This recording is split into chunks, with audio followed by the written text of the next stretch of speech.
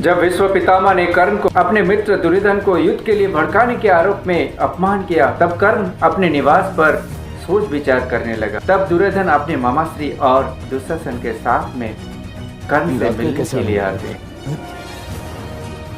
क्या मित्र की निवास स्थान पर समय देखकर आया जाता है?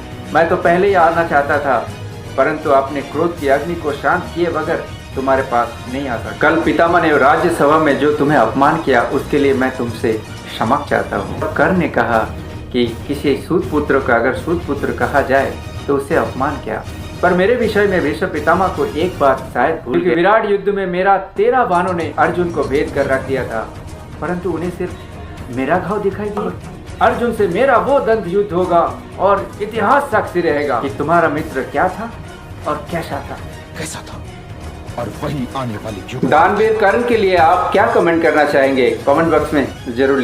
अर्जुन से द्वंद्व युद्ध तो मेरा अब होगा और इतिहास साक्षी होगा कि तुम्हारा मित्र कर्ण क्या था और कैसा था, और वही आने वाले युगों को बताए। क्योंकि पांडवों से अब तो युद्ध की तो ठहरी गई है।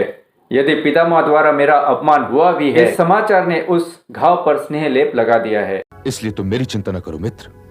मैं तो फिर भी यही कहूंगा। मामाश्री, युद्ध आपका कार्यक्षेत्र नहीं है, अब आप कुछ नहीं बोलेंगे।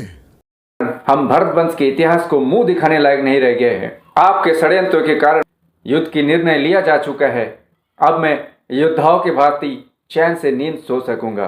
पांडवों को हराने का केवल एक उपाय है। अरे मैं तो युद्ध को इसीलिए टाल रहा था भांजे, परंतु वो उपाय तुम नहीं करोगे क्योंकि तुम्हारा अहंकार तुम्हें किसी के आगे हाथ फैलाने की आज्ञा ही नहीं देते। मैं किसी के आगे हाथ नहीं फैलाऊंगा।